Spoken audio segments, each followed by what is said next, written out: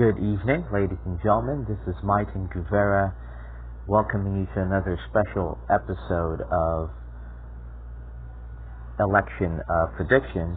So now I haven't done a Buttigieg video yet, but since he's getting a recent bump in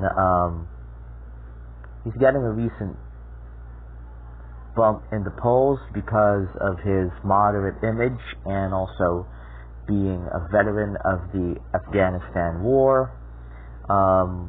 We can say that he was not really supposed to go this far, but he has created a strong following, which I think could be a plus factor coming in the general election. So there's a lot of factors going against Buttigieg, and being a mayor of a small town, which is notably majority of the population is white, we can say that his appeal really resonates with those voters that got attracted to President Trump. So that's a full-blown, or that's a strong advantage for Pete Buttigieg, for him. But his main disadvantage probably will be his lack of minority voters, notably Hispanic and African American voters. And it might change if he overall wins the nomination, but because there's a lot of African Americans in the race right now, it will really look like he will probably lose in the primaries. But we're going to look at a scenario if Buttigieg finally wins the nomination and squares off with Donald Trump in general. So we're just going to do it R per R, as I always do. So we're going to start off with Indiana. I think most people will disagree with me by putting Indiana red, but because of how the Republican establishment will really rile up votes in Indiana, Mayor Pete would not win the state.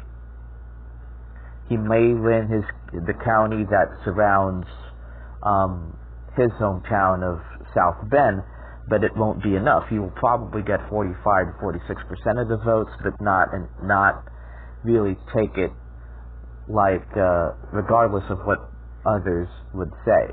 Kentucky would also go for Mayor Pete. That will not go to Mayor Pete, but would go to the president. Same thing in South Carolina. Well, I think Georgia would be close, but South Carolina would go red. Vermont, of course, will go blue.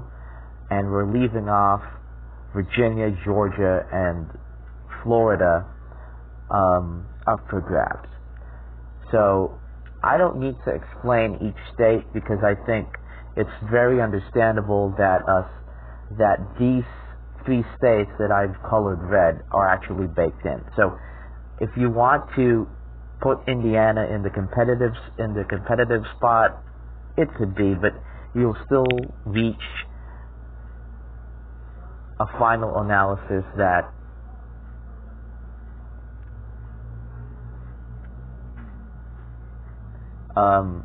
he would lose, or Mayor Pete would lose his own state. Okay, so and the second poll closings, we put West Virginia in. That's actually not, that's actually understandable. And then we're leaving off Ohio and North Carolina. These would be competitive under Mayor Pete. Now moving on to the third R, we're putting Illinois in blue. We're putting Massachusetts in blue, Rhode Island, Connecticut, New Jersey, Delaware, Maryland, and the District of Columbia, while we're putting Oklahoma, Tennessee, Alabama, Mississippi, Missouri to the president. So now we're seeing that it's the same they're relatively head-to-head when it comes to safe states in this hour. So we're only leaving away Pennsylvania behind, and probably even New Hampshire. So we're going to continue on. Arkansas would go for Trump. Louisiana, North Dakota, South Dakota, Wyoming, Kansas, and regardless of what people say, Texas would go for the Republicans because of its homogeneous population. Of course, the Latino vote can be argued, but that is not even enough. I mean, Beto O'Rourke lost his Senate bid despite gaining a lot of voters in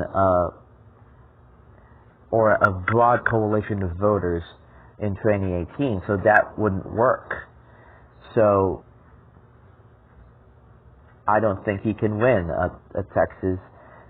New York would go blue, of course, and we're giving the statewide and first district of Maine to Pete Buttigieg. So now Trump is leading, and if we add Nebraska's at large and the first and third, that would give him a 147 to 107 lead in this scenario.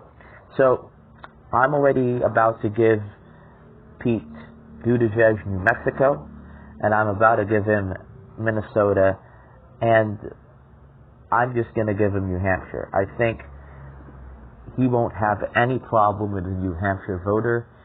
They're pretty libertarian on most issues, so Mayor Pete is a moderate Democrat, so he's going to win that, I think, by 2 or 3 points.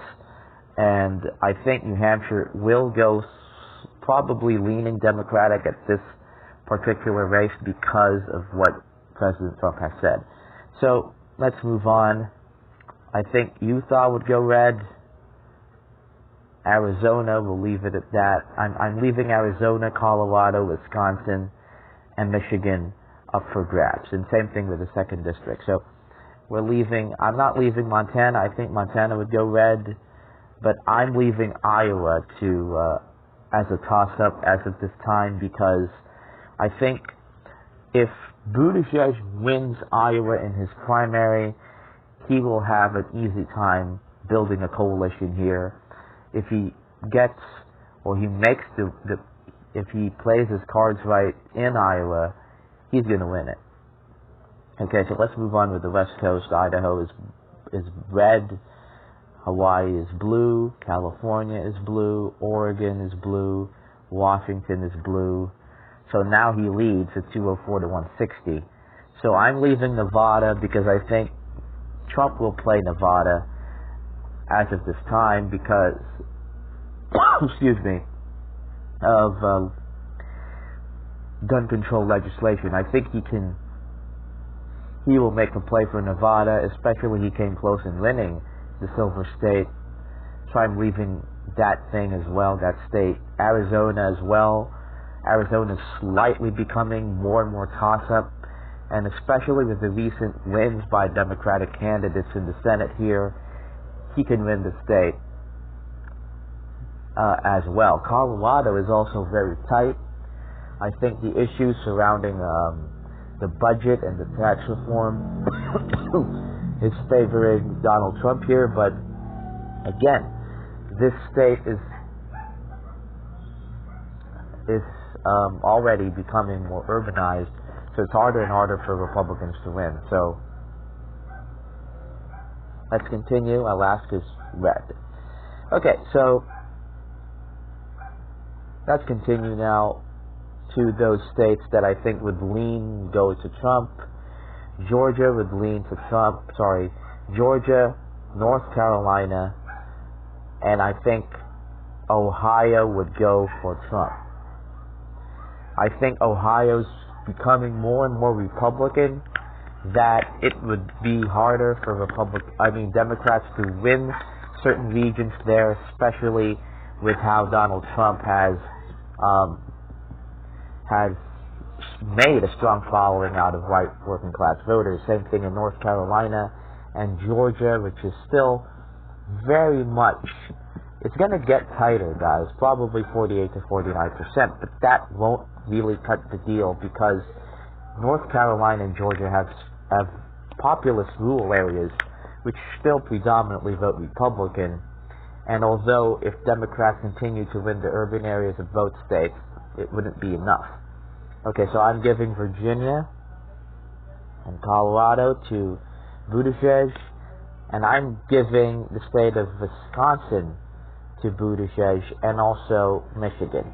So he is going to win the West Belt again, but I don't think that would be enough for a victory. He's already at 252 to 212.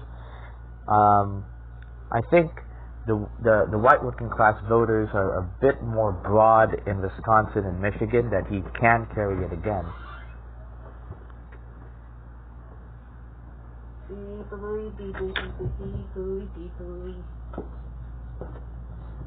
And I'm also giving him, well, I think I'm giving him Iowa for this sake because of what I said. So now, Steve 58 to 212, I'm giving Arizona and Florida to Trump. That puts him at 252. Now, the three states that are left, let's look at the road to 270. So what really becomes the battleground state for this election is Pennsylvania, and I think I'm giving Pennsylvania, which is very hard to say, but I'm giving it to Buttigieg, which he wins the presidency. So he's going to carry all the states that Donald Trump flipped. But I'm giving Nevada probably to Buttigieg as well. That puts him at 284. He wins the election. And yeah, I think I really see a Buttigieg win in this one. So the last two districts I failed to fill out. I'm giving Nebraska second to Trump, and I'm giving Maine second to Buttigieg. So it's 285 to 253. Pete Buttigieg wins, becomes the openly gay president, and becomes the first mayor for a long time to become president. So please continue to like and subscribe. I'm Guevara, and thank you very much.